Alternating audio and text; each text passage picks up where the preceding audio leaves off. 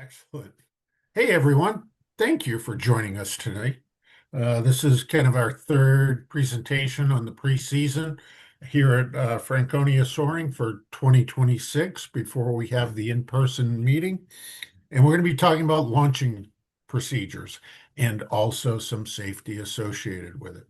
What we are going to talk about is some details of what we tend to do at Franconia. We're not going to go through step by step exactly of how that's done. That's best served working with other members and flight instructors and at the club, at the airport. That's where you really need to learn, practice it and everything. And then we're going to take a look at some instances of safety. We'll take the opportunity to talk about some events we've seen had at Franconia, but also take a look at what other clubs and other glider operations have had. Now, on a very basic sense, one of the things I do want to emphasize here, we got a lot of stuff to cover tonight, but when we are talking about launching, the most important thing we're talking about is doing it effectively and doing it safe. Once we have that down, we can work on the efficiency, the speed, so forth and so on. But there is nothing that needs to be rushed in the launching circumstance. And I just want to emphasize to everybody, although we as humans may tend to put focus on the efficiency when we don't have the effectiveness already set. We do have to focus on the effectiveness, i.e., the skill to be able to do it repeatedly, correctly, over and over again before we worry about how fast that we're doing it. If you have not already, uh, do please take a look at some stuff from the past. This is really going to build off of especially one of our um, previous safety events, Franconia ground operations, which we did and recorded back in 2020, and it is available on the Franconia Soaring YouTube channel. Now, kind of one thing I would say, there might be a few others, but what will apply today. One thing that has changed a little bit is when we have gotten busy, because we've gotten a lot busier since 2020, definitely. Two tow planes now, hopefully, most of the time, a lot of the time. We definitely have a lot more private gliders out there and everything. And you probably have seen this before. We may stage what I would call too deep on runway 36 when it's busy. And that is more so just to feed off of the sideline a little bit as people are towing down for staging and also to keep things rolling. Kind of a little bit like this with the, I'm going to grab my annotation. A little bit like this when you see at a competition, a couple gliders deep. And in this picture here that you see with a glider landing and a couple others, just these two gliders, we might end up moving up. So I just wanted to note that for everybody. Let's see. And just like I thought, the markings go on to the next slide. Also, if you have not done it, I recommend that everybody do this every year. It's the Soaring Safety Foundation Wing Runners course. You can find it here. Just if you do Soaring Safety Foundation Wing Runners course or SSA Wing Runners course, what is different for the few people that are involved in um, the Wings program, it is available for Wings credit now. It was not as of a couple years ago, but a year or two, the Soaring Safety Foundation got it there.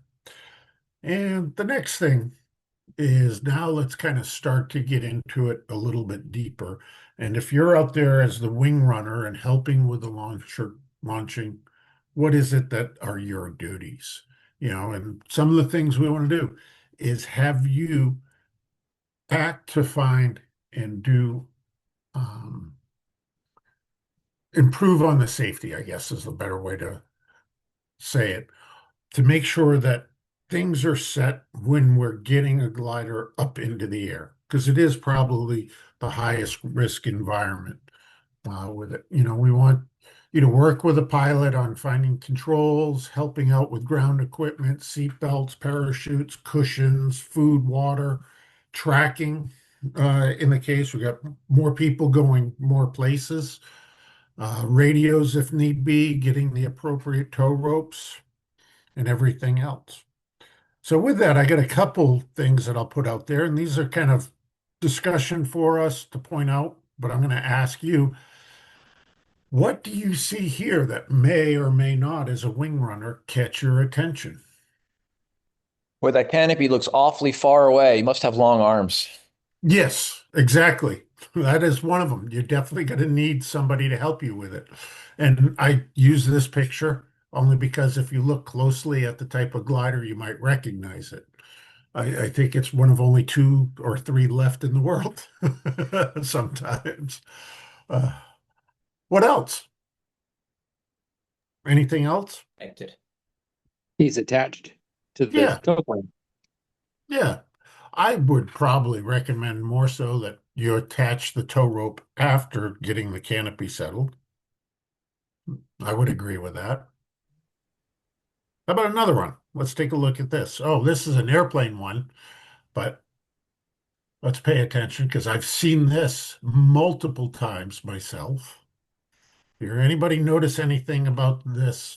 This is taken from a YouTube video, and this was right after they did a before landing checklist and then did a quick touch and go. And it was all about the safety of a flight review. They Caught my seem to have a high angle of attack. Yeah, they are climbing out. They just did a touch and go. So they had I, come in, landed, did a touch and go, and started climbing back out. I think the Well, pilot in command hasn't got his seatbelt attached. bingo, bingo. And in this video, they went around a couple times right on the video and did, the before landing checklist, and seatbelt was not latched. And you will be surprised. I've caught that a couple times here at Franconia with pilots. Good catch, Andy. Good catch. How about this one? Tail tow rope shouldn't be connected with the tail dolly on. Yeah, if that is a tow rope, you definitely don't want that with it. Anybody around the glider? Nope. No. Do you really want to leave, a glider attached if you're towing on the ground? I don't think there's anyone in it. Nope. Nope. Nice. No, and believe it or not, this is actually, from what I know and understand, this picture is taken. It is attached to a tow plane at this point. Yeah. So even if the tow pilot just wants to go get fuel, it could turn ugly really quick.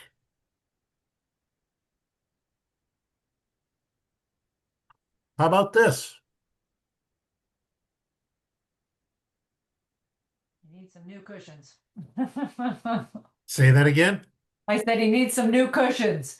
Maybe, but really, if you are flying a two-seat aircraft, this is an ASK-13, do you want the cushions back there? No. No, probably not.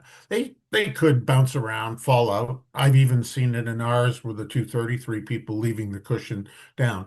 You definitely want the seat belts tied up like they are with that. But that's if you're going to fly a two-place glider solo, I would encourage you to take it out. Anybody notice anything else? Hmm. The window looks open. I would close that if Yeah, exactly. Or as a wing runner, at least ask.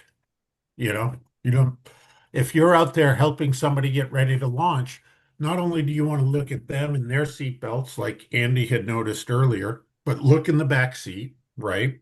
I know, Peter, we've had at least one scary event associated with that in the past.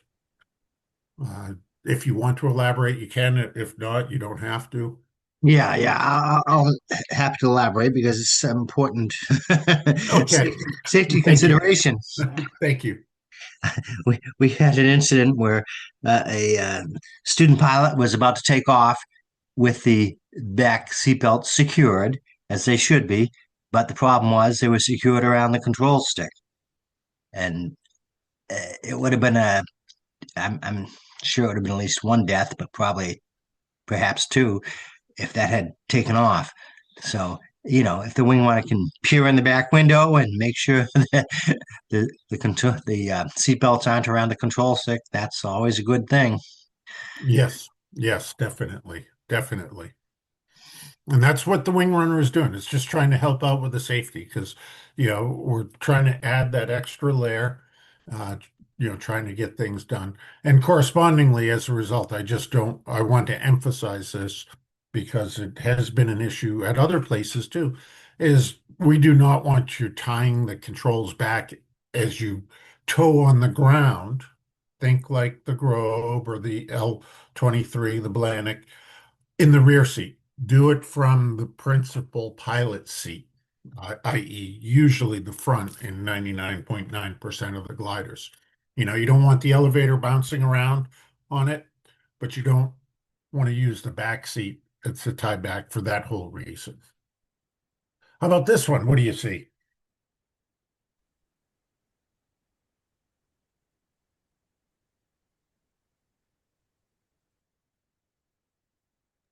Wing runners not holding onto the wing? Okay. And it's actually starting to go. If you look closely, or if you can, it's a Blanick L23, and the tail wheel is now off of the ground. It But this looks is like he's launching into some fairly shitty weather. bingo is too. one of the two things I would do there. This here, believe it or not, is a 14 or someone on their 14th birthday doing their first solo. Yeah. With, I think it was either dad or grandpa in the tow plate, if I recall correctly. Get their itis. Yes, and correspondingly, to point out to this, thankfully, this picture was taken by me as was standing back with DPE that had worked with earlier in the day, and I kind of hung around, and or I shouldn't say we both were surprised that they were going. Notice all the cars and the people along the right-hand side of the runway.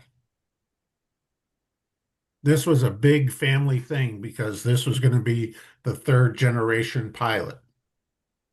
Too much pressure. Exactly. And these are the type of things that wing runners can help out with. As if you're starting to see this, is start asking the question, are you really sure you want to do this? The DP did go up to the wing runner right after, and the person just did a pattern tow, and they basically shut it all down. But you can see just how the pressure, the family, so forth and so on, builds up, and people decide to go when maybe it's not the best thing to do. You wait an hour or two, you're probably much, much better off in this circumstance. Nothing bad did happen in this, but it could have definitely, is pushing towards the boundary. And also another part of it, if you're helping launch in the wing runner, you don't necessarily even have to participate. It's, if you're that concerned about the safety of it, you don't have to be that wing runner. You can just walk away and let other people deal with it. How about this one? Right? Like, this is the picture that always makes me like, why did somebody decide to do this? But can we have anything similar to this happen at Franconia? The end of the runway on the road. Yeah, exactly. We have people sitting with bikes or cars or whatever else down at the end of the runway, and we can have that type of circumstance. So I'm just putting the emphasis out there. If you're the wing runner helping launch, not only do you want to look up in the traffic pattern, you want to be looking down the runway to see what it is. I mean, how many people here have seen somebody decide to run across the runway or ride a bike or something like that when we've been in the middle of operations? Right? At least saw Max raise a hand. Probably others. Oh yeah. Cindy's Everybody. like, Which month haven't I? I think was Cindy's reply by the look on her face. How about here? People, shoot the gap. Yeah. Why aren't we using a real toast hook release here? Excellent. You are spot on. And that's actually the one I expected to be the last thing brought up. But you're spot on there, Peter. That is Home Depot special chain link clamp may work, may not. Right. Oh, perhaps okay for ground towing, but certainly not for aero towing. Exactly. It's not actually round the hook either. It's round the back release. Exactly. This one came about. The Tow Pilot app had a wing runner that was fairly new. They had asked them to hook up at the back of the tow plane. Took much longer than had planned, but ultimately, yep, I got it. They went and towed a glider, came back, and when he tried to drop the rope on landing, it wouldn't drop. So then ended up having to land with a tow rope. This was at a club that normally did drop the rope with it. And then to find out why it didn't work is saw this here. And correspondingly, what could happen to the ring on the toast release itself over time? Oh, yeah, that'll get yanked right off or Yeah, broke. get bent, Yeah. whatever it may be. This is just a circumstance, where the safety was degraded. I saw John Priestley here. He's in this picture. Oh, of What do you, course, John, he did it. yeah, no, actually this is a positive one in it. What do you see here? He's not even involved. He's not a wing runner, and he's watching he looks like he's looking at the back to make sure the tail dolly is off. He's, Chuck's observing, Yep. many people are keeping an eye out. So Yeah. good thing. Now, this is a pretty straightforward launch at some point in time. There's a couple little things I would note. You, you said I told you about John being there. You can see Chuck real easily. How do you know it's Chuck? By the stance. Yeah, no, the color of the shirt. Exactly. Exactly. And here I'm going to use John on, two sides. How can you easily pick John out in this picture? Yellow hat. The yellow hat. What if he didn't have the yellow hat? Well, if he took it off and waved it, I think the tow plane would think he was making a signal because he looks like he's standing a bit behind the wing runner. Yeah. Hey, Yeah. Steve, this is John. To your point, yes, I did choose that color because it's high visibility. Thank you. Awesome. I did not know that, but that was one of the things. I saw this picture and I'm like, if he didn't have that hat on, I wouldn't see him there. Definitely. But it is, and correspondingly, probably like me and many others, you'll see us wearing something high visibility. The instructors here, and that actually I've seen it at more clubs lately too, where something high visibility just because they're the ones that are out by the gliders, out on the airfield, so that people know where they're at. I say jokingly, but it was really true. This was years ago, but somebody walked up to the picnic tables and, this is the feedback I got, was asking about learning to fly. And they asked Caleb. And Caleb said, "See that guy down at the end of the runway that looks like a highlighter? Go talk to him." Yeah. And then it's on the edge, but we have people, we have the Grove is connected to the golf cart, but nobody's left it just sitting there. I.e., they're there, they've stopped to watch the thing and they'll get right back to it. They just haven't abandoned the Grove and the golf cart, you know, walking away from it, which can be some issues there.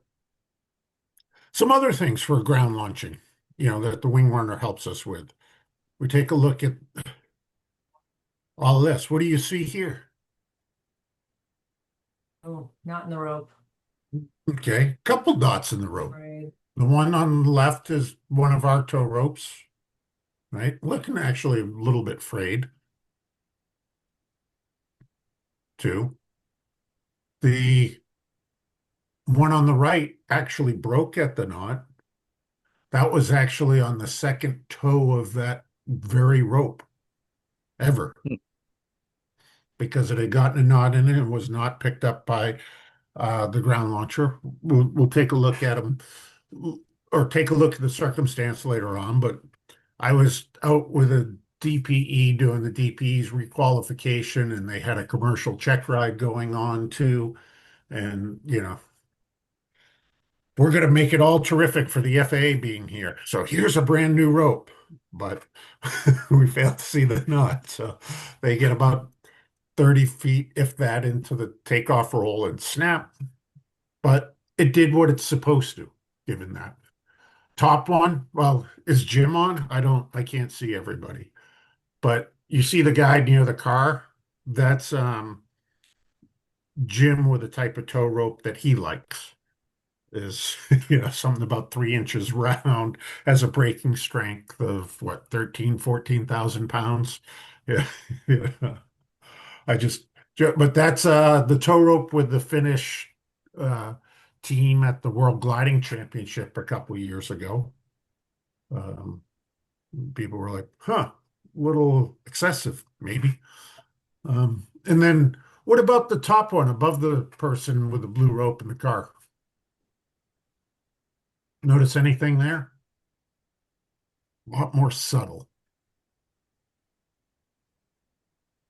It looks like it's more it's stretched from what underneath the plastic. It's really like stretching out. Yeah, yeah, this is one where actually the splice has started to slip on it. Is we normally have it back stitched Yeah. with it. The back stitching was pulled out, had broken and was pulled out, and now the splice has actually started to slip out. And as a result, you can see, it's also slipped through the ring Right. It's coming with it, and you can see that color. So these are, little things that you can look for or will highlight to you. Now, quick little aside, I'm going to go through this quick. Got a lot of stuff here tonight, but just if you are curious, everybody always keeps asking me about Franconia tow ropes and some of the things with it. Primary tow rope, we tend to use the white poly Dacron with toast at one end, Schweitzer at the other. What I have basically espoused, because you usually do lose 10 to 20% of the strength of the rope just by splicing it alone. Then if it gets worn or anything like that, I said it's about 1,600 pound probably breaking strength by the regulatory requirements. What I've been making for the past few years is 194 feet long. I literally take 200 feet and doing 3 foot back splices on each end, is basically what it is. And we're just using a simple hollow braid back splice and stitching it. We got the tubing, and then I put the shrink wrap on it, which is sacrificial. And I tried to get at least three for the start of the season, have three others set for swap mid-season, and have two reserves is the intention with it. And then the pigtails, do those to 6 feet specific. Yep, 6 feet. So a pigtail on a regular rope will be exactly 200 feet long on it. The white is the same strength as the primary. The yellow is a hollow braid polypropylene. It does depend upon where we get it. I think the last spool of it, I think Mike got from Wings and Wheels or Cumulus Soaring. I had been getting it from a boat supplier. I think what Mike got was just slightly less weight than what I had gotten over the last couple of years, but I had gotten it there before too. So Usually that's somewhere between 1150 and 1200 pounds when spliced. Do note that the yellow polypropylene hollow braid is very sensitive to UV and also wears much quicker. And usually what try to do is three of each type of hook for each type of rope, so that we at least have, three of each hanging around. And if you're curious, this gives you a little bit of insight into what they look like. I purposely have the picture over on the left. Peter may know. Is anybody seen these little yellow things in the golf cart? Right? Everybody always asks, what are they? Yeah, yeah.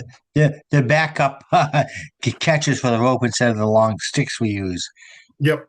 Yeah, that way And, if you're down there and you forgot it, at least you got something to use. right, right. And And it's very important, as Steve to mention that trying to hold that rope with your hand or around your waist is very dangerous. You're gonna get thank rope you. burns, and so always use one of these things. The hook, the wood stick with the hook, or at worst case, one of these things.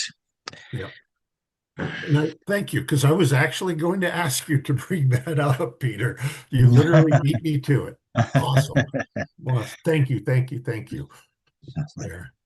Few other things with it, and I'm going to give you some opinions from me, Peter, and other instructors, or even other pilots might chime in. You know, is of course the Schweitzer hook is too large to fit in the toast hook, but the toast hook can be fitted to a Schweitzer. The other thing to note, I went looking for it. I have video actually from a tow pilot, where their club they would put both rings. No, it wasn't that they were using just the toast ring, even using it on the Schweitzer, using the large ring up here. But they had an event where it basically hooked on to the back of the Schweitzer ring and kept them from releasing it. And he had figured it out and sent me a video of how and why that occurred. Is basically if you get a slack rope, it can hook up on it. And then, it does say consequently, tow strings should not be attached to the Schweitzer hook. Make sure you're checking with a glider pilot. My opinions, I see some clubs that will put here on the end of the rope. If I can find it, there we go. Both the Schweitzer and a tow string on the same rope. I'm not a big giant fan of that for a couple of reasons. One is you now have something strong and metal that's banging around right next to your tow hook. If the tow hook's out in the open in a toast, it could end up getting on the lever arm, a nut or something like that. If you're on a Schweitzer, it could end up catching on it. And then last but not least, you might have a nice polished aluminum glider. Do you really want another steel ring banging against your glider while you're flying it on tow? Or fiberglass for that matter. What's it going to do? Some other things I've seen, pigtails, um, lengthwise. I like to do the 6 foot. I have gone to clubs where they do very small ones. My personal glider is a CG hook. So if it's a very short one, now I got, a metal ring that's only that far away slapping on the bottom of it. Believe it or not, I've been to clubs where they use stronger ropes and then put a knot in it and say, oh, it's only 50%. There are clubs out there that do that. And then material on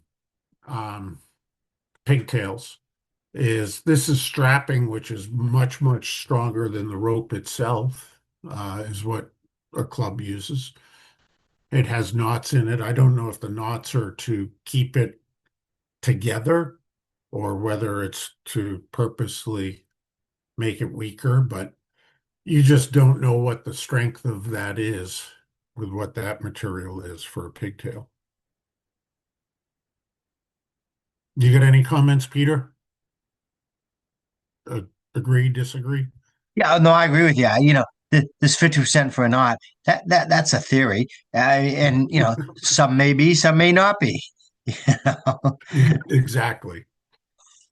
I'll agree. I'll agree with you there. Here's just a few things of our, we get the rope we usually get it from Wings and Wheels, Cumulus Soaring, or some other reputable to it. We'll end up doing something very soon, gonna have to on making the rope, but just so you have an idea of what are some of the things done in making them. How do you get 200 feet? You put hooks that are exactly, 10 feet apart on your workshop bench and string it out 20 times. Um, you can see the yellow polypropylene here. One of the things I've been doing, I learned this from another club, but underneath the tape, it's usually the heavy duty safety wire is underneath there, just to really hold that down. Um, you know, do the best that we can before stitching it to get it all stretched out. You can actually see some of the stitching material right there on it.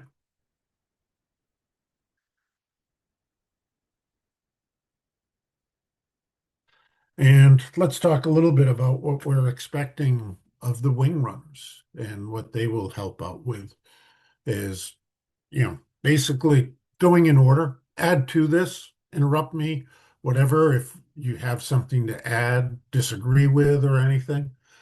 But as a wing runner, you're going to be paying attention to what's going on down at the end of the field, doing your best, to keep that operation safe and keep from damaging any gliders, i.e., don't run over wing tips with golf carts. Don't let the ground handling tow rope hang out the back or whatever, and help with staging and lining up the gliders. Checking for tail dolly and equipment. We'll take a look at that in a little bit. We're talking have the hook, flag, pigtail. We do a pretty good job. We tend to have, buckets or baskets that have all the stuff in there assisting the glider pilot with the belts, harnesses, canopy, all of that. Really, you see people especially doing that with commercial rides.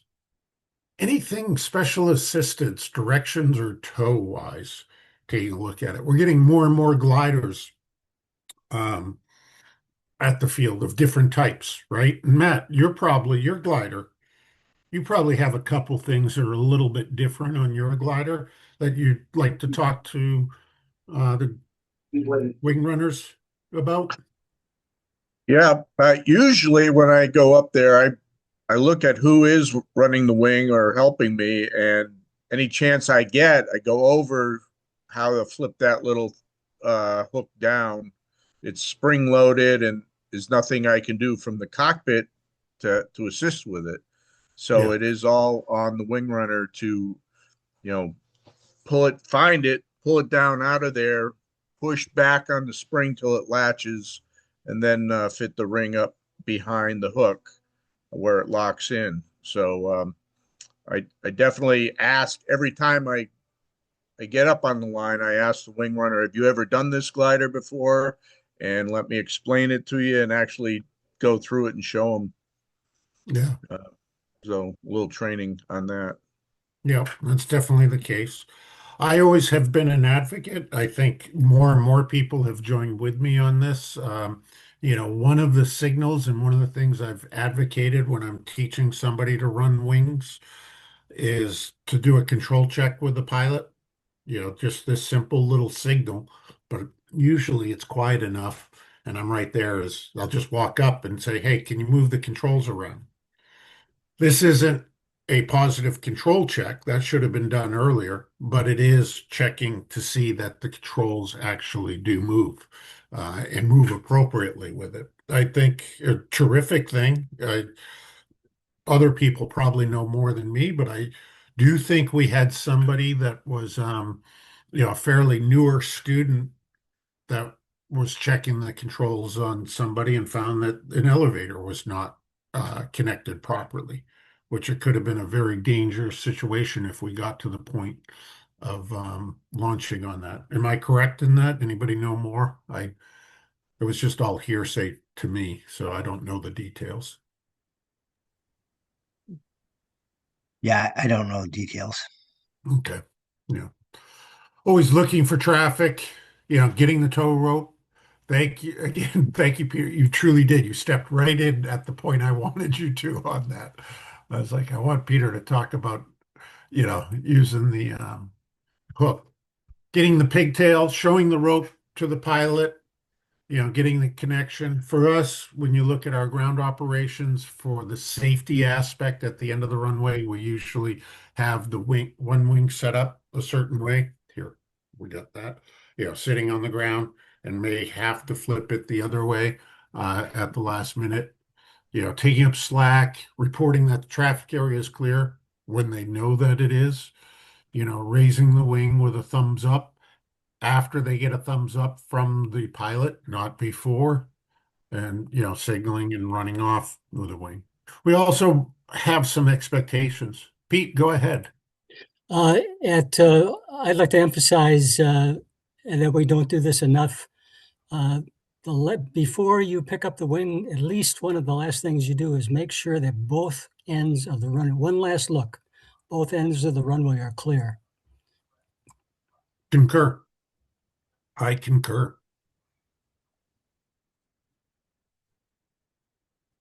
Pilot action. Believe it or not, pilot has less to do than the wing runner, and really probably has the wing runner is almost more important in all of this. But there are some things to help others. Is one of the things I would just state, and hopefully this is a send out to you, Cindy and Matt. I know it's one of those that it's both is prior to staging and launching, that other people are not impeding the setup, the flow of the day, leaving a glider out in the middle of, the area where people will be going and that sort of thing. So as a pilot, that's something to think about. I mean, Cindy, how many times has somebody towed down and left a glider right by the windsock or something like that, or left it right out in front of the picnic tables out into the middle of the Be runway? ready. What's that? I said, if you're down at the end of the runway, be ready. Yep. Yep. Yeah. Or Has get it out of complete, the way. yeah. Done a critical assembly check and a positive control check in appropriate pre-flight. Those are two separate things. Does everybody understand the difference between a critical assembly check and a positive control check? I think when I call it free and correct, you're checking to see if your controls are free and they're doing what they're supposed to. The assembly is correct. You're free and correct check is what I call it. So they're loose. No seatbelt in the back seat is strapping it down. And when I go left, I look left to make sure that when I pull back, you can't see your rudder or whatever, as much as you can. But yes, it is free and correct. Yeah. And that we want the ground wing runner doing down at the end of the runway. But before you get there, really should be doing a critical assembly check, making sure that everything is connected as it is supposed to be. Right. We probably don't do as many critical assembly checks on the club gliders because it is done at the beginning of the season and is usually kind of double checked occasionally by folks. Positive control checks with the students will do more often for training purposes with them, but that's the free and correct, but also, checking for binding and that it is appropriate because it is possible sometimes to get movement on a control when it is not properly connected.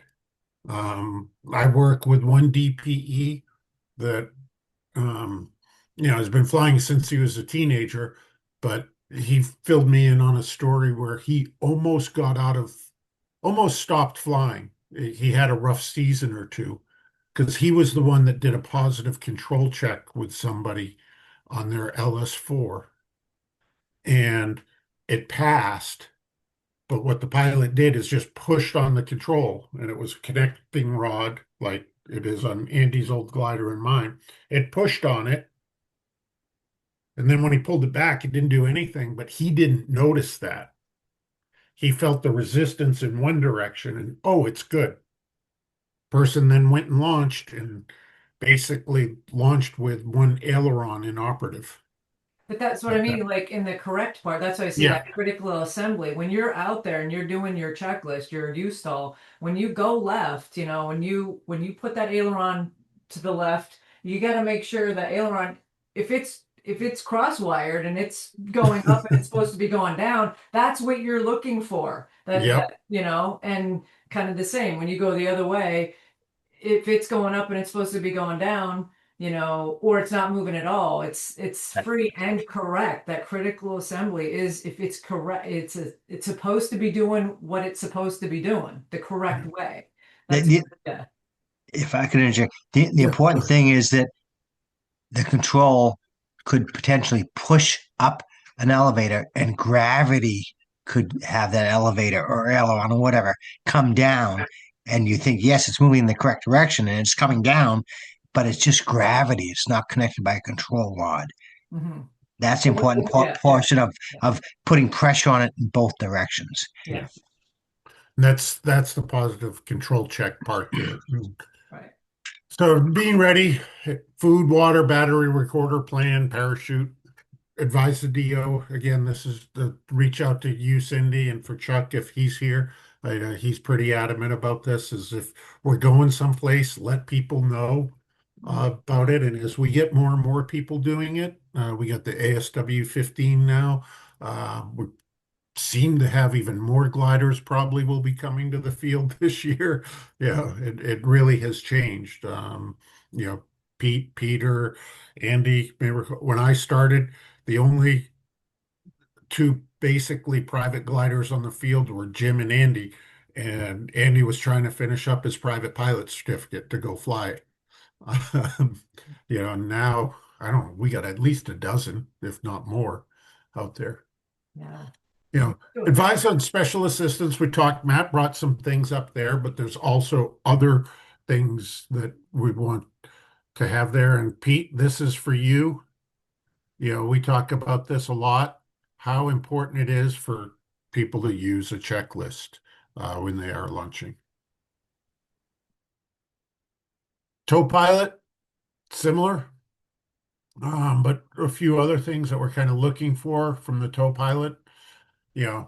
They're looking for the awareness of other traffic along with everybody else, but they're also a big communicator in this, away from that small little core group. They're the ones that are letting the other pilots in the area know and let ops know about what's happening with the plan, the fueling, what breaks they may need. I've had too much coffee. I got to stop, 10 minutes. And that helps out, it's okay. I don't have to rush or as much, or I got more breathing time down at the end. They're always looking for the traffic and checking. Pete has brought that up as, in the traffic pattern. They're looking for the wing runner for commands of the slack and taking off and stuff, but they are also maintaining a presence for the safe operations. There have been circumstances where, as a tow pilot, I've seen something down at the end, or I don't like where a wing or other glider might be hanging out too far for my comfort. And the wing runner and the glider pilot are like, yeah, let's go. And no, we're going to wait here for a second, folks. And communicates that on the common traffic advisory frequency with everybody. Any special assistance directions. This is one of the things I encountered this some last year, is a couple of the tow pilots seemed to decide that they wanted to start thermaling all the time with a glider in tow, which is okay if the pilot asks for it, the glider pilot. But the concept of, oh, we just hit a thermal, let me help the glider pilot out by entering the thermal on tow. Now you're at 35, 45 degrees of bank, versus, what's recommended is no more than 20 degrees of bank when towing. generally.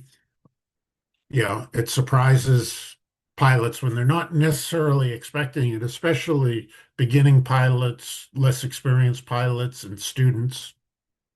And in one case, I even had what I would term, if you're going to thermal with a glider on tow, I would actually, here in the US, outside of competition type stuff, is encourage, if that is happening, to do it to the right. So when the glider releases, it's a quick left turn for the tow plane to get out of there. Whereas if you're all already in a thermal going to the left and the glider releases, the standard separation is the other way around. Use the checklist tow speeds. Peter and others, this is what I have basically been told, promulgated, and tend to use as standard tow speeds. Do you agree, concur, disagree? Yeah, I concur, but I always, when anyone talks about speeds, I have to say, don't ever think that the glider's indicator is the same as the tow plane's airspeed indicator. None of these planes are brand new, and none of them are calibrated. And if you need faster speed, you should say, please speed up 5. But don't say, give me 63 miles an hour, because to think that they're both the same is silly. It's a sign of inexperience, as far as I'm concerned. Faster or slower, but yes, these are the general speeds we shoot for in the tow plane, but doesn't necessarily calibrate to what the speeds you see in the tow plane in the glider are. Yeah. The other thing is the units. You're talking Right. miles per hour in that. Right. Right. Yep. Yeah. Yeah, no, very good points. This is what both of you brought up, came across when I was typing this down. I'm like, yeah, there probably will be some discussion there, and thank you. These are knots you're talking about, 60 to 50 knots. Yeah, that's what I tend to do. So I'm closer to, if I'm in an aircraft with a mile per hour, I'm closer for the light tube and fabric. I'm doing like 65 miles per hour to be around the 60 knots or 67 miles per hour.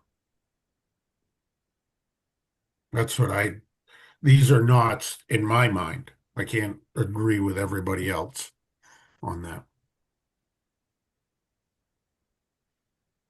So we do have some things, and this is all part of it. This says, "Are you ready?"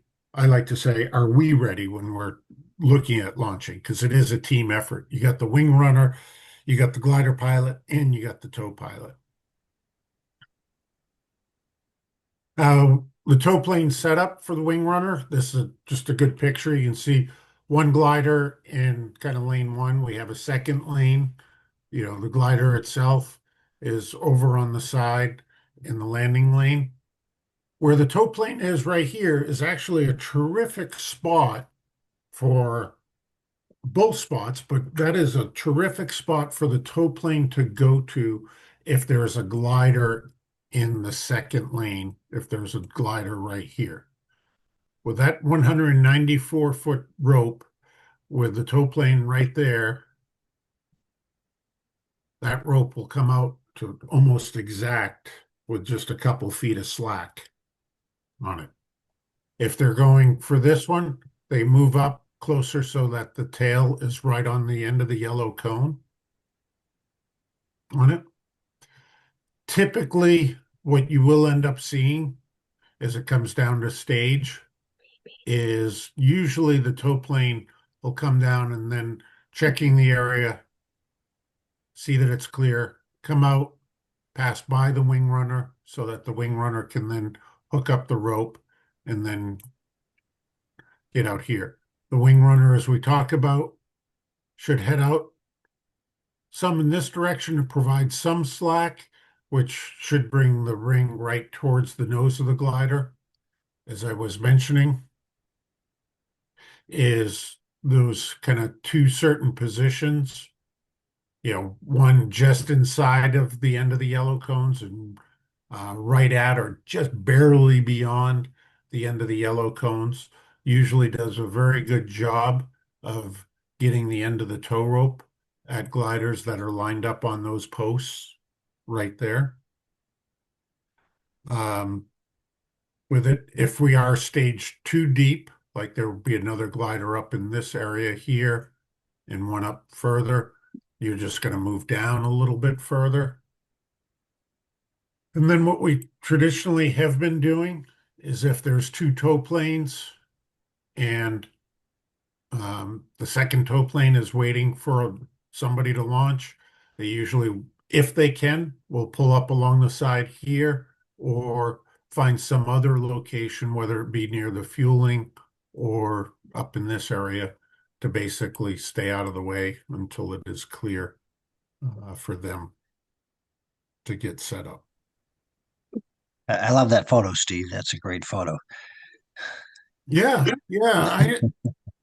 it's actually a fairly recent one. I was flying with somebody and I got a good photo on base leg too, but it was earlier this season. I just stuck my phone out the side window. I figured I had it long enough that I could afford to drop it and use it.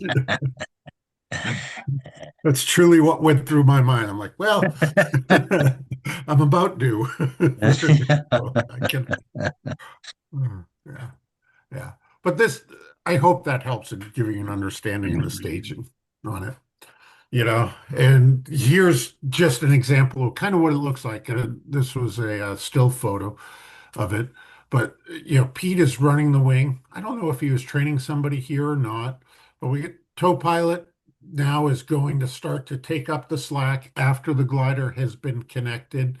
You can see, Pete is starting to get out of the way of being in front of the wing, but also is looking out at the traffic pattern. One of the things I tend to do myself personally when I'm doing it is I'll kind of walk around and point just so the pilot can see that, hey, I really am looking. But I also will do it if I'm instructing or for the sake of the pilot, if I'm wing running, if I see somebody like on downwind or base, I'll point and track to them the whole time so that the tow pilot, the glider pilot, the wing runner, people could see, hey, there's something out there to be paying attention to. And we'll take a look at this a little bit more here in a video. This always ends up coming up, but wing up, wing down, and we're going to see both of this in some videos coming here. But at Franconia, and it's always a debate, and it always comes up for debate. And at some point in time, we probably will change. Just historically, what we have been doing at Franconia, and to give you a little bit of the reasoning why, is because we have historically been a more of a training club compared to most others in the New England area, i.e., doing a lot of student instruction.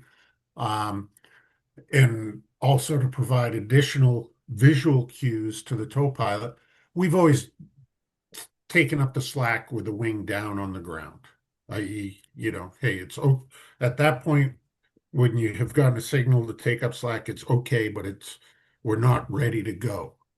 Many other clubs, I would say the majority of other clubs, actually will get the wings level first before they take up slack. The thing to recognize there is at those clubs, usually, and the way it is kind of espoused as a best practice across the industry, is if the wing is up, you, as the glider pilot, should be ready to go. So some of those clubs will stop when they take out the slack and then wait for takeoff signals. Others, as soon as you reach the slack is out, they're gone. And that's how it tends to be done in competitions. Just what I want to emphasize is because of the training and some additional signaling and to kind of slow the process purposely, we tend to take up the slack with the wing down. And then, and only then, after the glider pilot is given the thumbs up to the wing runner, will raise the wing level. That's the reason behind it. But it's a very good thing. I always encourage people to take the opportunity to go fly somewhere else. And what you want to be prepared for is other places will not necessarily do it the same as Franconia. Pete. One of the advantages to the way we do things are, I believe, is this is what we do is the most conservative way of launching. Others might be faster. They have other reasons for doing things, but this is the most conservative. I concur with you there. Now, I am seeing here, this is actually going way longer than I thought. I'm trying to get through this fast. Um, we can either cut it here and we can, we can either cut it here and finish up at some other evening with the second half of this, or I can continue on. What would people prefer? Keep going. Yeah. Are we truly only halfway there, Steve? We are on slide 25 out of 35. I'd say keep going, is my opinion. Okay. All right, let's take a look at a couple things. We're going to start to get into some videos and some other stuff. This is from St. Louis Soaring. Their methodology is very similar to ours. What you will note is the tow plane actually has a spool tow rope, so it retracts into the tow plane. They don't use a tow rope that short. You will see they're starting to take up slack, just like we advocate, either right behind the wing or more so we tend to do right off the end of the wing, but not in front of the wing to take up the slack. We wait for it. One small thing here I'll point out is we would encourage the wing runner not to give the takeoff signal until they have seen the rudder waggle. This was a little bit eager on getting it going in this particular video. Wanting to check down the runway, listening on the radio for others, and away we go. Here's another club with them doing it. Couple of things you'll see. And I'm going to point this out. This person I asked if I could record this for use in training in the future and blah, blah, blah. Said yes. This was an example. This is somebody getting a commercial check ride. And it was one of the longer term club members wanted to really participate in the check ride because the FAA was there. So he decided with his seniority, he was going to be the wing runner for the day. So let's watch a couple things. And this is one of the things to think about if you don't do it often. All right, so far, so good. If you see any errors, just go ahead, blurt them out. Yeah, when the FAA is there, you hide. That's the first Error error. one. He didn't show the rope to the pilots. Exactly, yep. Does check that it's connected.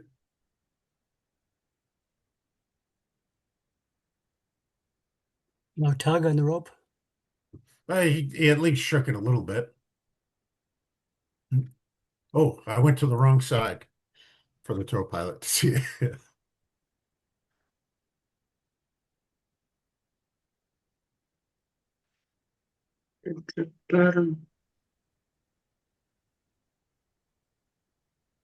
Would you call I'm it? always clearing the pattern. As soon as I hook up, I look down final. Yeah, He yeah. doesn't This look guy like has he's pretty clearing much the just pattern. looked one way. I'm always looking around Yeah. once you're hooked up. And you will see this at some clubs. I'm doing this with my iPhone, but they got a second wing signaler or wing runner to signal for the tow pilot, even though they do have the mirror in their operation. Here's another one, couple little things different. What do you notice that's different? Well, the spoilers being open, of course, is a kind of a red flag. Okay.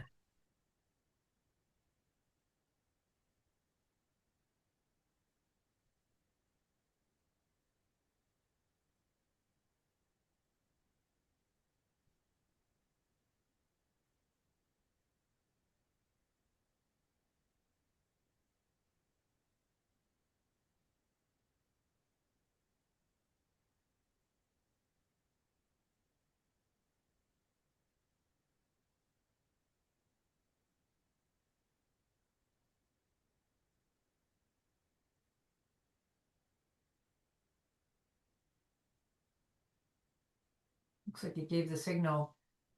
Did he, like he was ready, not ready? Did you check the pattern at all? Yeah.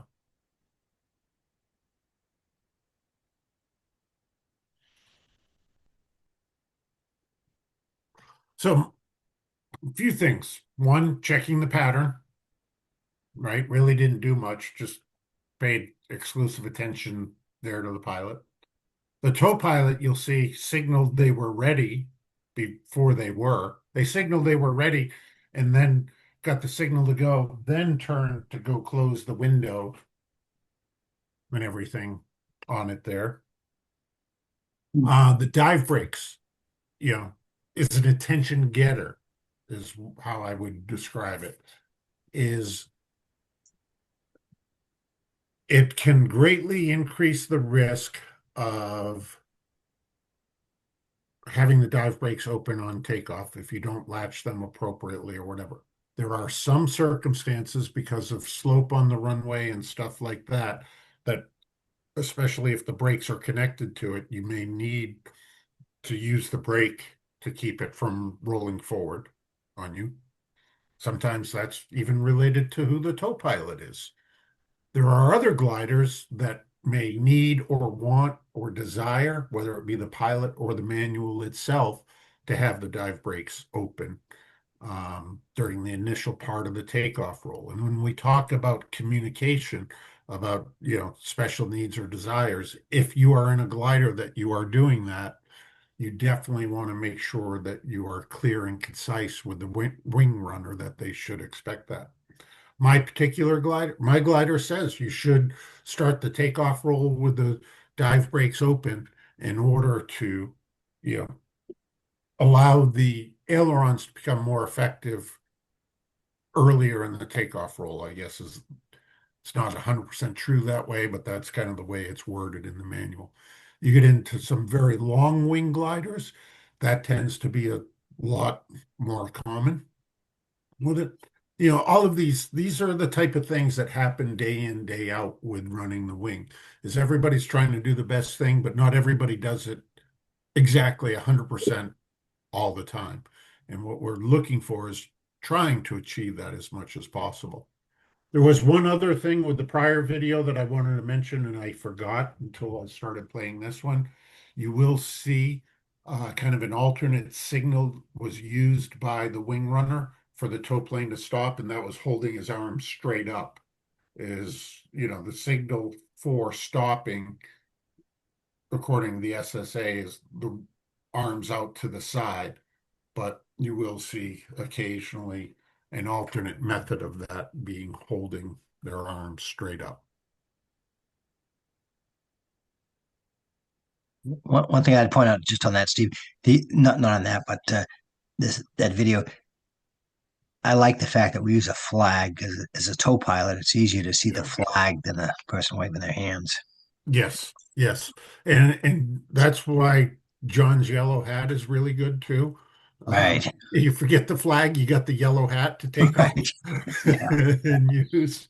Yeah. With it. Yeah. So we've talked about this a little bit before. Where are we looking for the traffic? And what it comes down to is everywhere. I mean, these are the things I have personally seen at Franconia that have come out and interrupted basically a launch before. Somebody walking their dog across the runway, a bear, bikes, motorcycles, a paraglider, a glider from Post Mills. And another thing with this is everybody kind of says, well, I'm looking for gliders in the traffic pattern. Yeah. What is a standard pattern for a glider? The first bullet item everywhere. Yeah, actually, I answered it more from my regular day job and said, in FAA terminology, it depends. But I go with your everywhere, Peter, and this is one of the things that surprises people.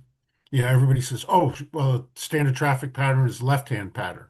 That tells me you're an airplane pilot, basically. if you actually look at the rule, it's 91-126 for operations Class G aerospace, and then they build on each other.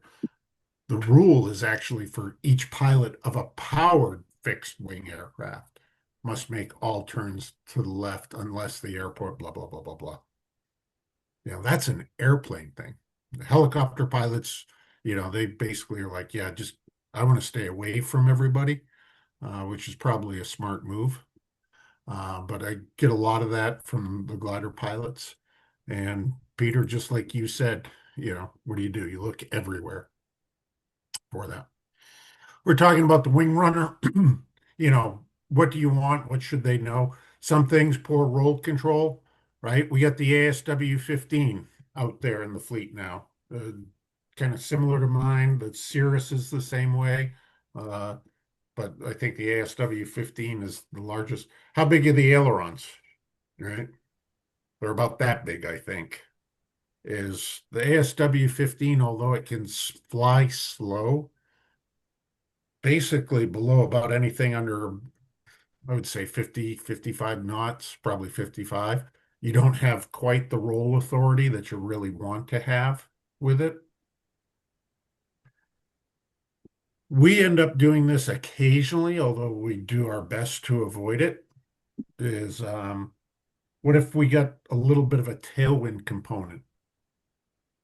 Do you want to launch with a few knots of tailwind component? Maybe, maybe not. It depends upon what direction you're going, where you're going, what the terrain is out there. But what type of wing runner do you want if you're going to be taking off with a little bit of a tailwind component? You want a good sprinter. You want Caleb. Exactly.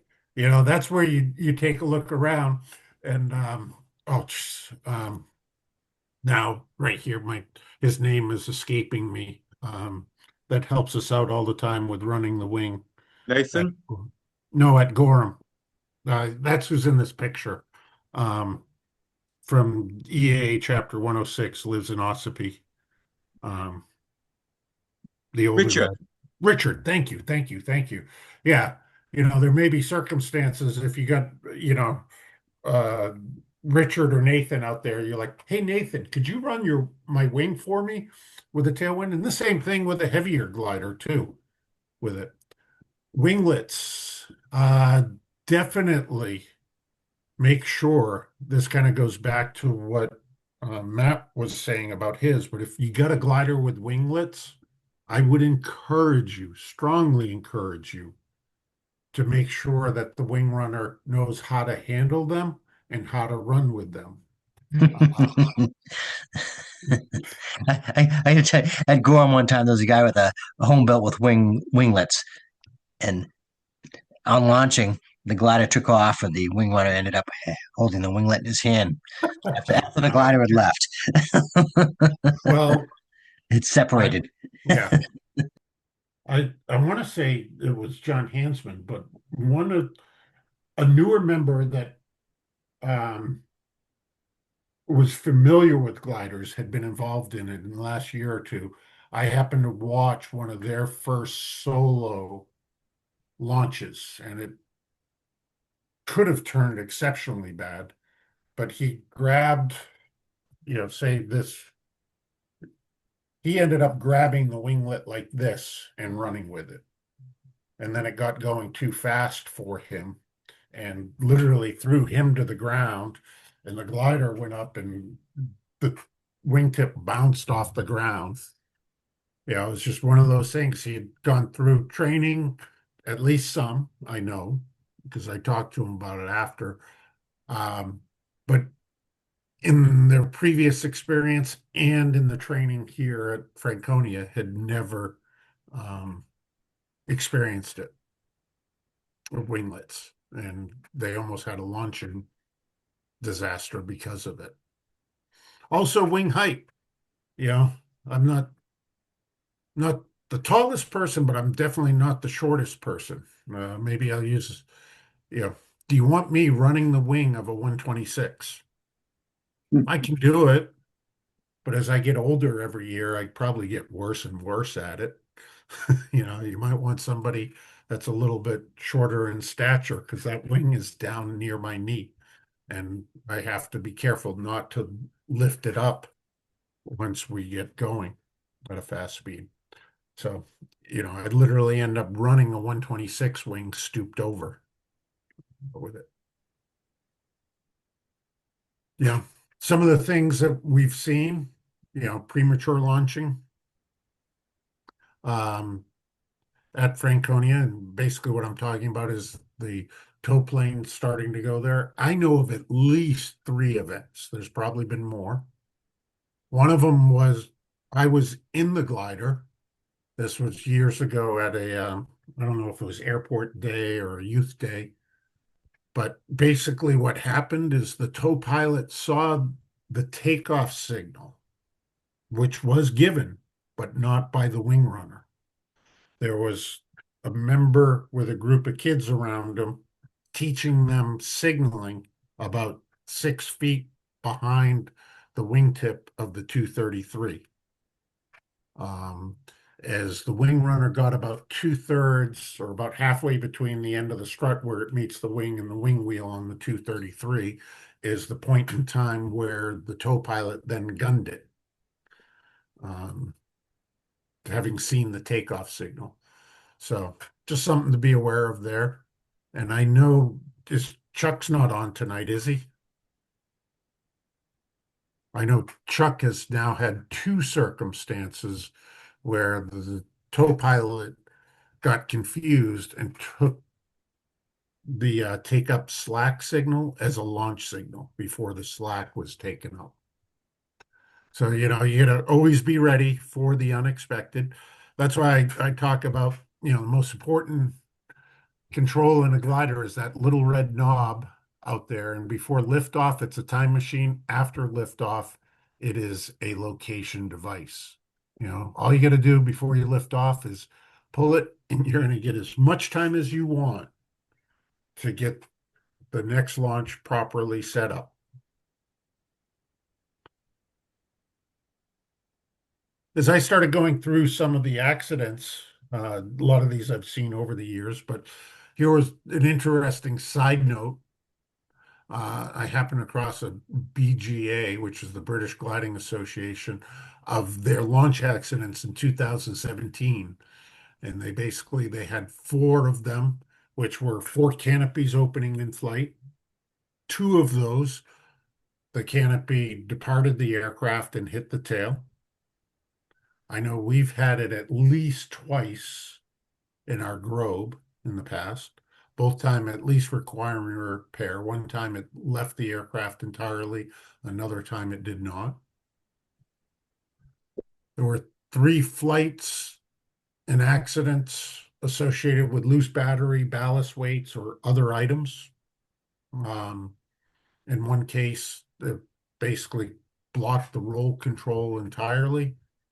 And they also had one with the tail dolly still attached. Which the tail dolly still on really should not be that big of a deal. The issue usually is not a weight and balance issue. Most gliders are still within an appropriate weight and balance. They may be slightly outside or slightly overweight, but usually are still in a position where it's controllable.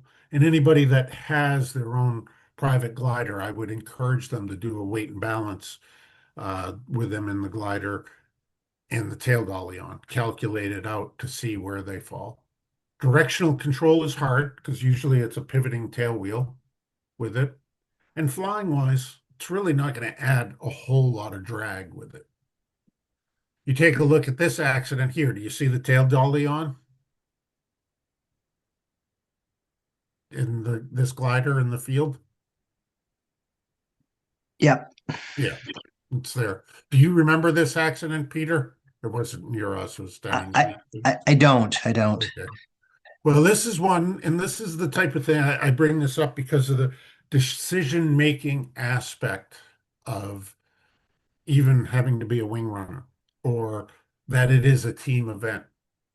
This accident killed 3 generations. in a two-place glider. This was a grandfather.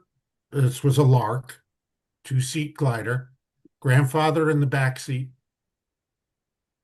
old adult son in the front seat with his 8-year-old son, the grandson, in his lap.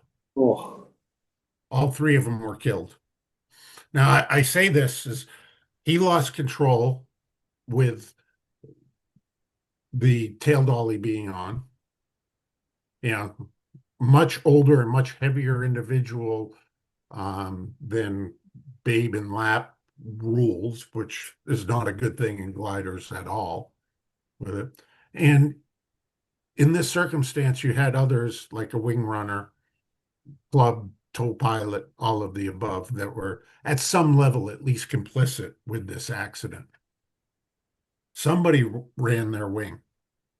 And as I talk about it from a safety perspective, where the wing runner is trying to help on the safety, that's the type of thing where, as you know, a wing runner, as a tow pilot, just like, no, we're not. I'm not towing you up. I'm not running your wing. I'm not doing this type of thing. You have that decision. You don't have to run the wing of anybody. You don't have to tow anybody. This is an extreme example of it, but it rarely does. I was with a club at their week of training this past year, and they had one of their members try taking off. They boarded the takeoff with the dolly, tried taking off with the dolly on. The interesting aspect of it is that morning I had a discussion with the DPE about their club, and basically it said, out of all the people here, this is the person that worries me, was the person who tried taking off with the tail dolly. But it was their week of training, and they had so many people there. They literally had 3 people that had walked the glider out onto the runway, because at this one they were operating off of a paved runway where the pilot was in it and pushed out onto the paved runway, and none of the 3 noticed it. The person that noticed the glider taking off with the tail dolly on was somebody rigging their ASW-15 about 500 feet away. I had my back to it as it occurred because I was helping somebody else rig, and I was holding up the wing, so I didn't see it. But out in front of me was somebody rigging his ASW, and he started hollering about it, and he was the one that recognized it. There were about 20 people between him and the runway that never noticed it.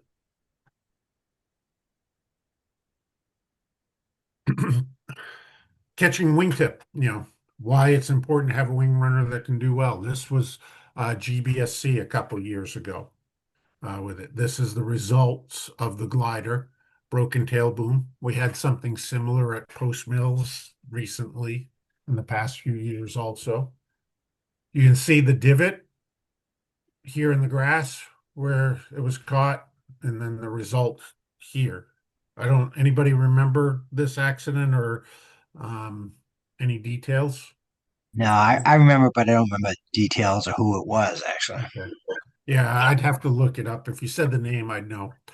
So here's a couple things. Number one is you can see the grass is longer, definitely. And if you know Sterling and GBSC, there's the little paved strip that it's on, but this is out over the grass. This was the person's second attempt after ground looping on the first attempt during launch. Had dropped the wingtip and did not damage the glider at all, but decided, no, I'm going to go back and do it again, and dropped it. And then probably because they had tried the first time and were not successful in getting airborne, I suspect, I emphasize here, this is my personal opinion, tried extra hard to make the launch go to actually happen, and then done it. And a lot of the members talked to me about it after, because they were like, the lawnmower was right over there, and we could have just mowed the launch area, but no, they went. Thankfully, nobody hurt. But if you want to see how quick it goes, we'll look at this little video here. And this is the type of thing is you want somebody that can run fast, Andy brought up, but they have to be willing to run fast and know what it is like to run the wing. So watch the wing runner on this particular video if you've not seen it. It's all right here in the beginning.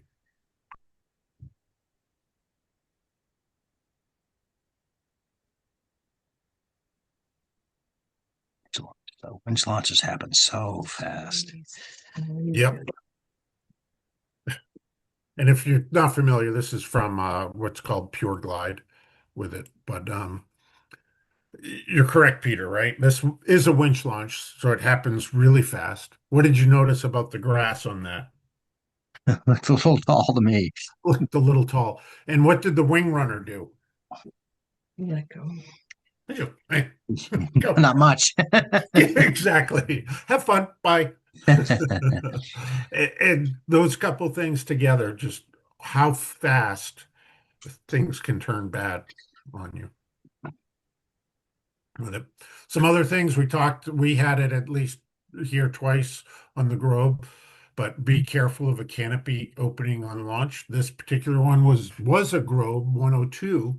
Believe it or not, the pilot was able to get it latched, but in doing so, lost control and hit the ground before they did. And, it does depend upon it. Schweitzers, most of them tend to fly okay unless it's a separate canopy like some of the 135s and others. But, like the 233, you'll even go out there and find videos of people purposely flying with a canopy partly open or whatever. Others, the Groves are kind of known for this. PW6, K21s have changed how their canopies latch, partly because of it. Canopy openings are a giant precursor to kiting accidents, which are dangerous for both the pilots and the tow pilots. There's also the danger of getting hit with a canopy. We'll take a look at that. And as mentioned here, big precursor in loss of control. This was actually the top one is from a fatal French accident. But you take a look at the control knob up here. And this is the type of thing that as a wing runner, you want to be helping to assure is that the canopy is completely latched. This is kind of like our blue 126 has a latch opening like this, and the Groves latch openings are similar to that. Right? Notice this is not closed all the way and cause the canopy to open, where this here indicates that it is. It's that little of a difference. Below is, I think it's a Ventus, if I remember correctly, is pilot had a canopy open, released at low altitude, but with stronger winds, did a turn back, rope break, premature termination of tow type of event, but then was high, and then with the canopy flopped open and all the drag that caused, and then opening the dive brakes as he normally did for landing, ended up just short of the runway and hit storage containers in the parking lot at the approach end of the runway. Here's an example. This is actually pretty decent. You can find this on YouTube, but notice how quick this all happens.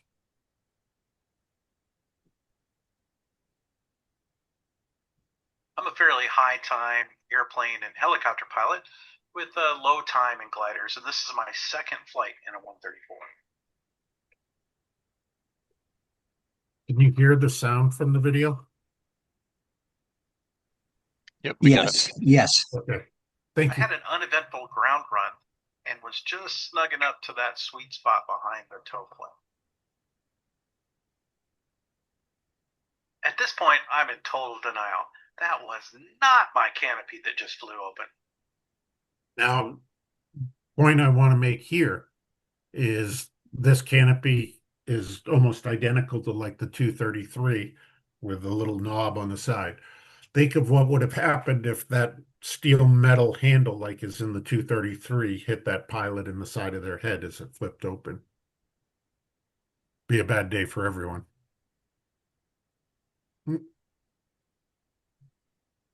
Sorry, I restarted it by accident.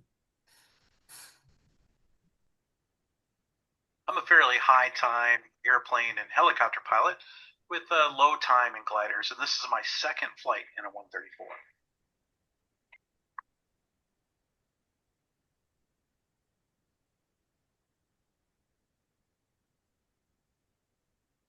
I had an uneventful ground run and was just snugging up to that sweet spot behind the tow plane. At this point, I'm in total denial. That was not my canopy that just flew open. It's right about here that my brain kicked in and made its first conscious decision: fly the aircraft. Now, this all turned out well. Actually, is decent video in relation to what happened and what was going through the pilot's mind. But you can already see that this pilot has started to get high in this circumstance. This is very quickly can lead to a kiting accident. And has. It has, yes, we'll see later on. Yep. If some other things to think about is dive brakes. You know, we looked at that with the Globe launch before. Here is an event. I know the tow pilot on this particular accident that occurred at a wave camp. And the tow pilot had even asked the pilot if they were okay after, because they saw them descending so much. But basically, the pilot had opened the dive brakes as a way to deal with slack rope and the rotor and turbulence, and did not lock them. Did close them, but did not lock them while they were on tow. So they came fully open, did not recognize that they were fully open, released off a tow, and then went for pretty significant descent. Here's an example. You may have seen this before, but watch the blue handle over on the left-hand side of the video.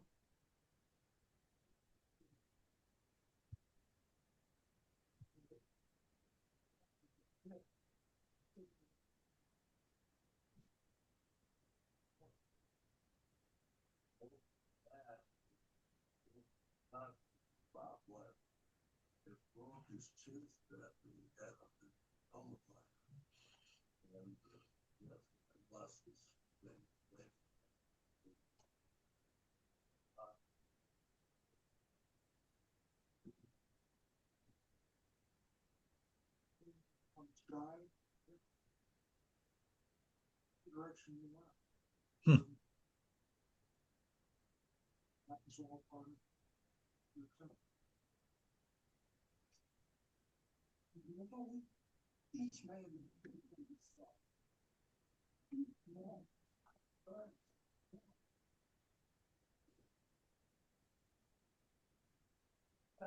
What's he doing with his left hand?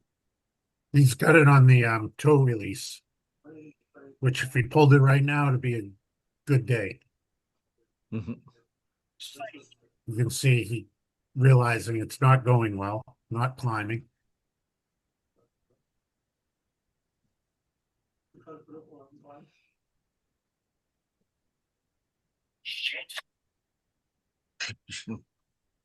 Oh my God.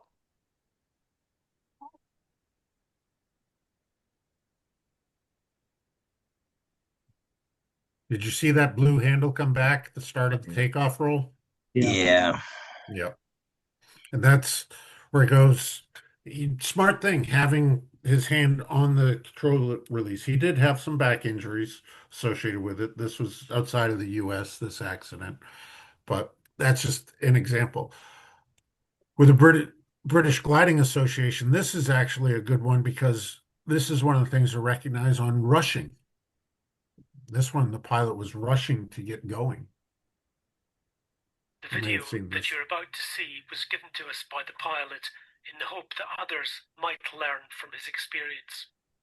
The video was taken at the Midland Gliding Club on the Long Mint, where the pilot had just been checked out for solo bungee launching. For his first solo bungee launch, the pilot was offered the use of an Olympia 463, a glider that he'd only previously had limited experience of. On his previous flight in this type, the pilot had flown with a cushion behind his parachute. However, because he could reach and operate the controls over their full range, without this, the cushion was dispensed with for this flight. As you can hear, not wanting to hold up the queue of gliders behind him, the pilot was keen to launch. Let me fly it, Brian. Let me fly it. Just let me fly it. Whoa! I'm wing heavy then. Let's try again. Yeah. Right. Open. Close.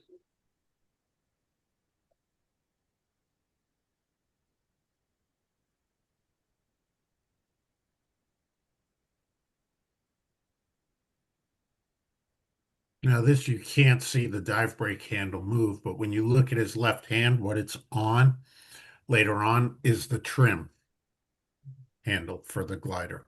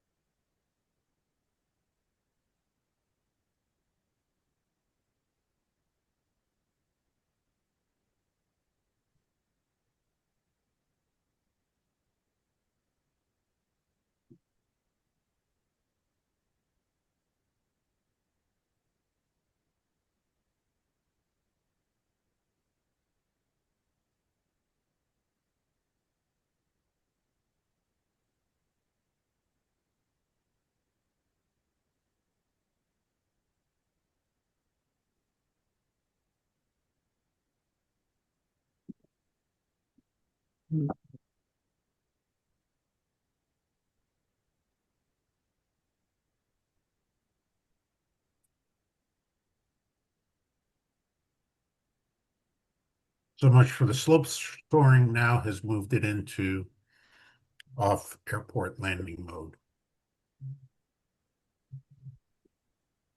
And when this started, he had all those fills made if his dive brakes were closed. Yes. Yep. And it was more than sufficient for slope soaring, the weather conditions. Yeah.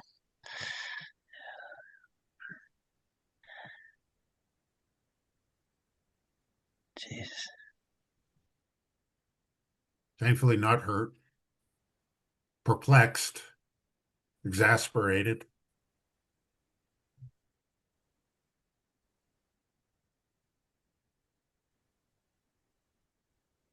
During the flight, the pilot couldn't understand his difficulty in maintaining a good airspeed. He realized something was wrong, but he was preoccupied with maintaining his airspeed and avoiding the hill. When he got out of the glider after a perilous approach and a safe but firm landing, the pilot saw that his air brakes had been open. Seated further aft without the cushion, he'd not closed the brakes properly and, with his head behind the wing root, hadn't been able to see them directly. He was astonished that he'd not connected the poor glide performance with his open air brakes. Although the pilot walked safely away from this flight, some others, in similar circumstances, had been fatal. So just on aborted launches, a couple things to point out with it is, having a decision point, typically off a runway 36, a lot of us use like about the Grove hangar, the tennis courts, the parking lot, depending upon the weight of our gliders, the performance of them, so forth and so on. With it, this is just some information from there out of the glider flying handbook. And this is important to note, like on an accident we had occur up at Sugarbush, which still to this day, I don't know if the glider pilot knows how lucky he is. If you take a look at this, this is what I saw some other pictures from this. This is just what was contained in the NTSB report. The glider itself stopped. This is where the glider wrapping around the tow tow plane, excuse me, the tire started going sideways. And if you look at this wing here, that black area is a mark from the soot and oil on the belly of the Pawnee tow plane. And that is actually a propeller strike in the wing. What happened is the tow pilot on a ground takeoff roll aborted the takeoff because had flashing or splashing fuel up on the windscreen, thought his fuel cap was missing, which it was not, just had some left in the scupper. The glider did not pull off to the left, the tow, or pull off to the right. The tow plane did pull off to the right slightly. It came, hit the tail wheel of the Pawnee, and the wing went underneath. And that black mark you see is from the oil and stuff from that hitting. It then came up and hit the landing gear of the Pawnee. And I'm trying to hold this so you can see, wrapped around, and the propeller swung right by the canopy and then came around and hit the wing of the glider as it wrapped around.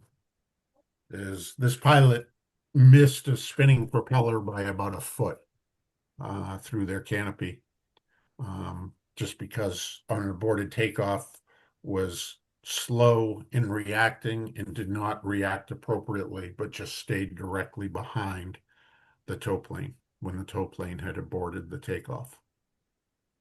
So walked away from it. Everybody did, but a very scary event with it. This is in the last couple of years, I know I've shared this with the instructors in the past, but an aborted takeoff attempt with a tow plane where the glider, a Globe, had gotten airborne already. And the pilot, airplane rated, did not release the tow rope.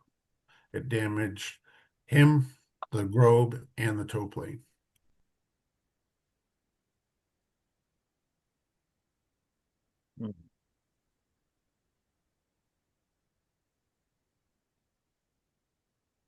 So if you didn't see it, what happened is with the tow rope still attached at the very end, the Globe smashed very hard down into the ground because it had reached a point of fully extending. And then the tow rope ripped through the horizontal stabilizer of the Pawnee and pulled it around. This was a video from somebody at the Soaring Club on the ground. You can see the tow plane on the flags. So, why we end up practicing launch aborts occasionally. Some other things safety-wise, this is a fatal tow plane accident, canopy open, flight instructor in a 126. Notice how high the glider goes and does not release. If he had released, everybody would have been fine. Oops. Sorry. So this is airport surveillance camera. You'll see him come in from the right-hand side of, right over here. They're coming into the scene now. Right about here, the canopy opens up and you see the 126 start to kite. Gets very, very high, still continues to kite as the pilot is trying to deal with the canopy without releasing, and ultimately the tow plane into the runway. and that breaks the tow rope, and the glider pilot returns back around on it. This is what it looks like. This is the one that Colin, you still here?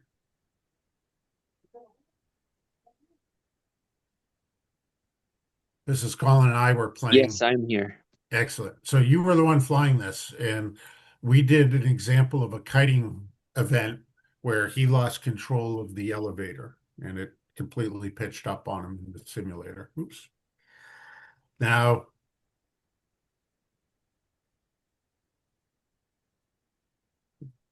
I can remember this caught your attention a bit.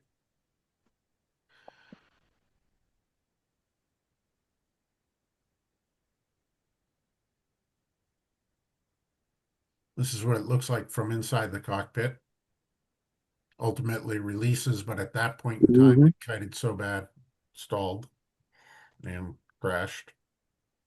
And then this is what it looks like from behind.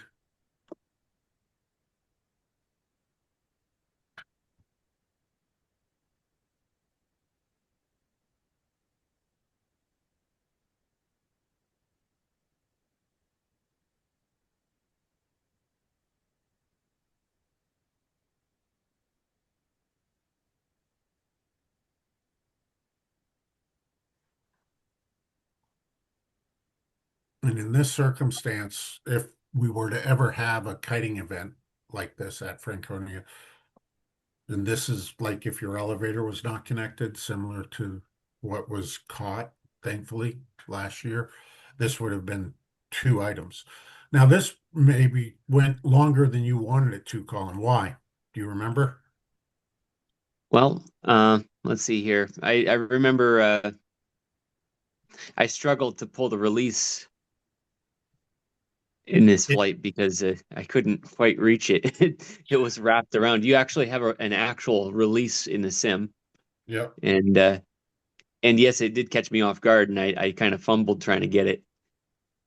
Yeah, and that's a big difference right there, is just that small thing.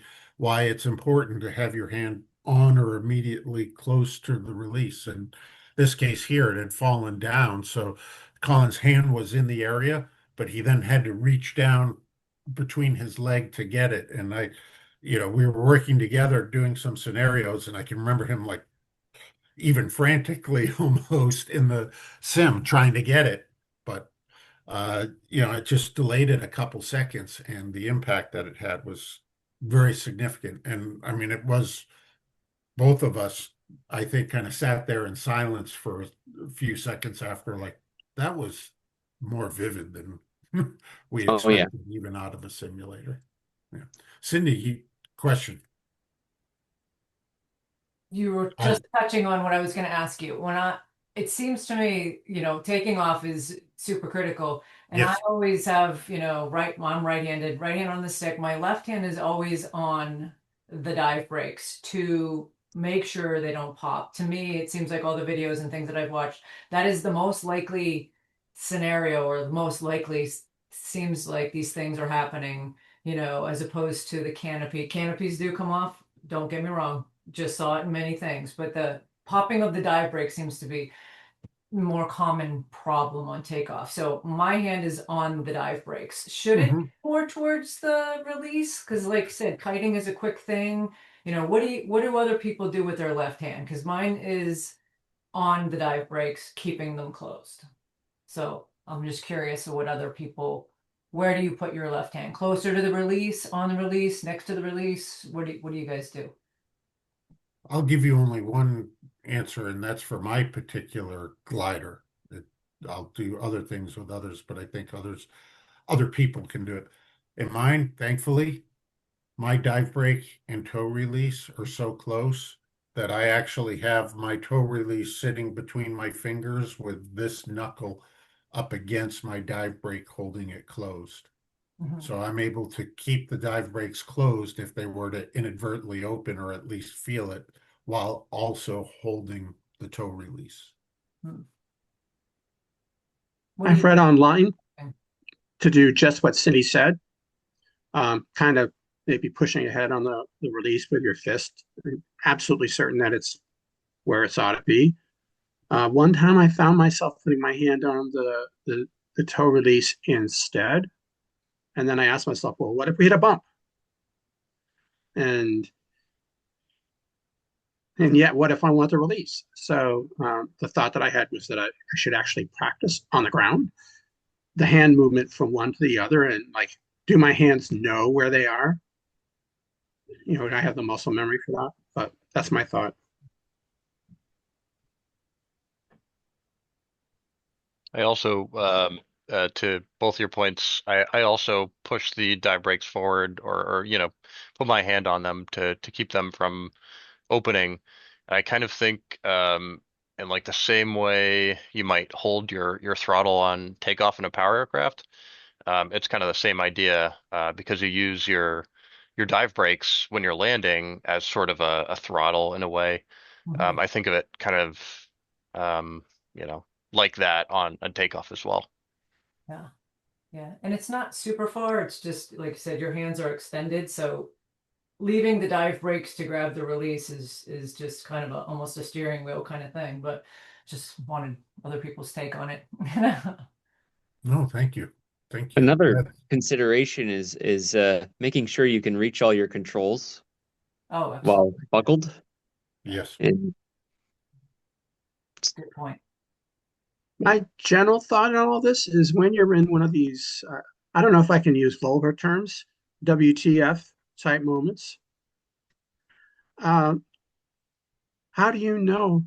How can you train so that you can make right movements rather quickly and not fumble so much? And because I want to be a tow pilot, I'm really high on the don't stop flying the plane just because your canopy flies open. But I can see where it could happen. Yeah, I think it's important to kind of ignore the canopy fly open, and as you pointed out, Dave, fly the plane. You know, don't go reaching for that canopy if you don't have a good lookout of the tow plane. I don't think you could find a person that would say different than that when they're not in the plane and then surprise themselves with the reality that of what they do in the actual situation. And perhaps some of you that have been military pilots, you know, and get trained for sudden, you got a second to get it right kind of situations. Because most of flying, you've got generous amounts of time to do the right thing. Yeah, and I think that's why it's these scenarios are important to see and talk about because you see the results of kiting and how quickly that can happen when you lose distraction of flying the plane. Pete, you got your hand raised. Yeah, I think partially to address Dave's suggestion there. When you do a checklist, well, of course, one of the things is emergency. And if you're, oftentimes we're kind of rote about that. But what I think is really important is to spend just a few moments at some point, maybe as you get in the glider, not when you're doing the checklist, but beforehand, think about, say, 4 or 5 critical problems that you can have on a tow, and think about what you're going to do. If it's nothing more than canopy, forget it. Fly the airplane. If it's a kiting, forget about why you're kiting it, and because maybe it's a distraction or something. And so your mind is prepared. So when that happens, you don't have to think. Well, you still have to think, but it's if you save yourself a half a second or a second by previewing those critical items that can happen on takeoff, that might be the difference between success or failure. Abort. What are you going to do? Of course, look, one goes left, one goes right, but disconnect. A simple thing, and it's probably not that hard to forget it, especially in the emergency, in the how rapidly this happened. But say you do kite. Let's say you find yourself kiting someone, kiting the tow pilot, And you realize in time, so you haven't killed the tow pilot. Well, if you drop the nose to try to get down where you belong, you're going to pick up speed. And you're going to get a slack rope. And how's that going to work? Well, the co-pilot won't be dead. If That's you're one thing. kiting, you're pulling, so there's no slack rope. You know, I mean, if you kite, you're releasing, no slack rope. I'm talking when you've got a bunch of altitude over the tow plane and then you drop the nose to get back down. Don't drop the nose to get back down. Release. Yeah, release. Because the tow pilot's in critical danger now, possibly. Just release and do what you have to do at that point. At least the tow pilot is still alive. That's the real problem, not the glider, the tow plane. And how high is too high? You know, like up, like release, and you know, hopefully we won't be in the bushes at the end of the runway. But as opposed to we can work this out. You know, I don't know if we can make scenario. Basically, I try not to get too high, and I've had great success. I totally identify with the tow pilot, and Peter, you were gonna say something? I was just say if you lose sight of the tow plane, release. Oh yeah. Yeah. If you're too low, you're going to see the rope and you're going to fall out right up to the tow planes. So if you lose sight, it's because you're too high. Release. That's okay. Yeah, Exactly. lose sight. That's very basic, standard. Don't see it, release. And correspondingly, Colin, still here is, I know this was back a while ago, but it was, I think, an eye-opener to you. At altitude in the tow plane once, you and I worked on stuff and I kind of did a simulation of a kiting event on you. Yeah, I recall that as one of the most vivid experiences, training experiences I've ever had. And the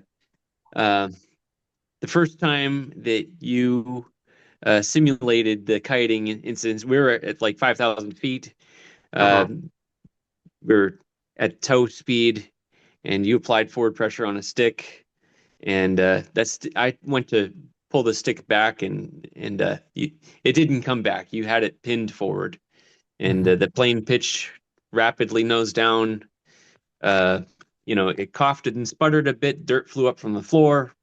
I went to reach down, and then finally grabbed the release bar, and found that I was not quite strapped down as much as I should have been. The forward pressure and raising up in a seat, my arm actually I was having difficulty reaching the lever to pull.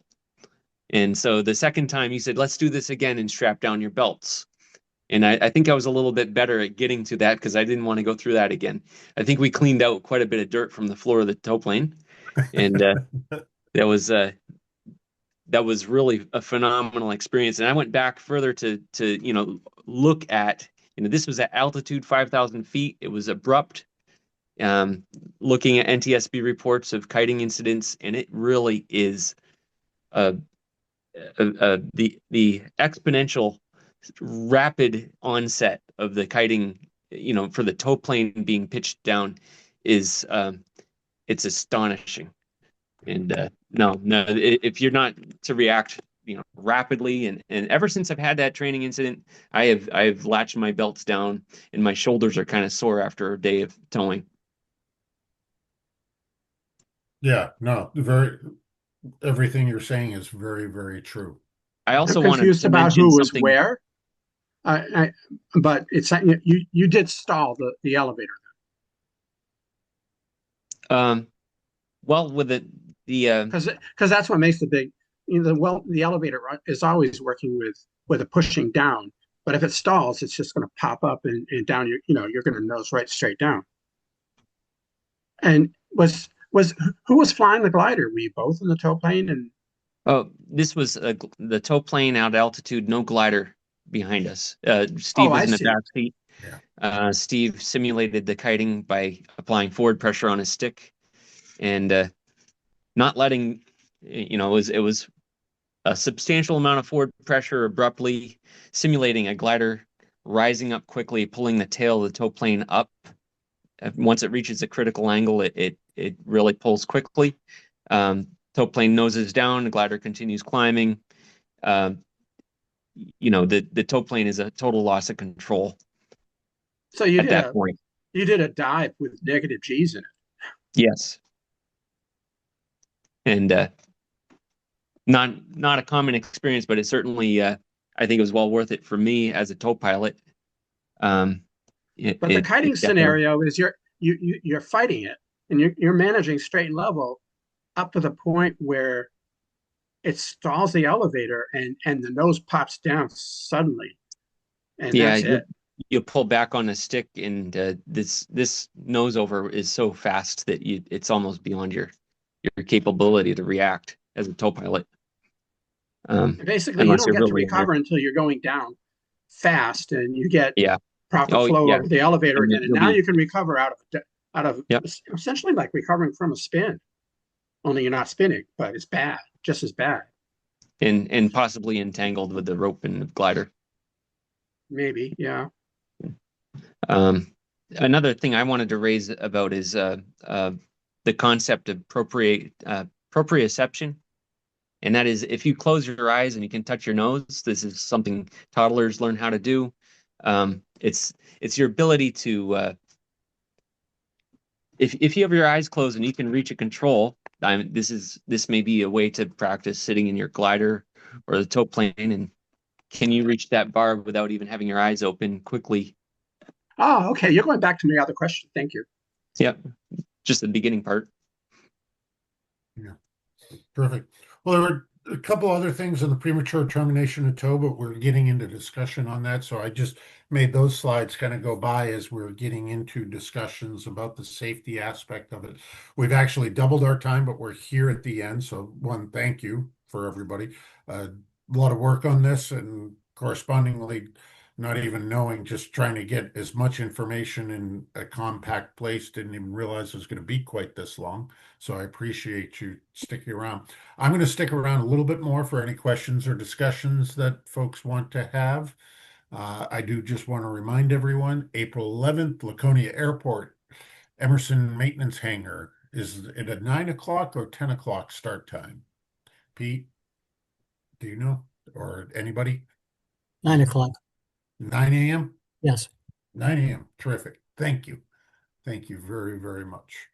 Well, I hope this was interesting. I hope it was beneficial for everyone to dig maybe a bit deeper, talk about some of the things safety wise with our operation at Franconia with wing running and launch procedures. It really is trying to take a look at it from three different perspectives of the wing runner, the pilot, and the tow pilot. And I hope it is beneficial. You can go ahead and